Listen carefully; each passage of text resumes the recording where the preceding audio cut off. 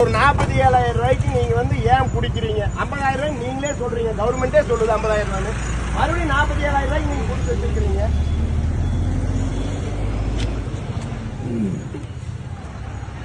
ஏன் இதோட இருடா புல்லேடு புல்லேடு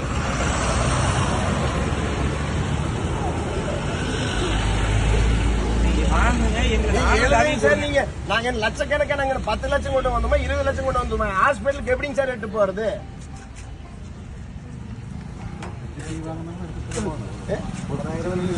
ஆனா அதைத்தான் சொல்றேன். ஆனா நீங்க அவங்க ஜியோவே பாஸ் பண்ணது 50,000, 47,000 புடிச்சு நாம போடுறது.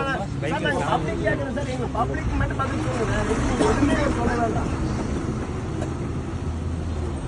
எங்கிட்ட அதிகாரம் இருக்குன்னு எதை வேணா பயன்படுத்தினா நாம அதுக்கு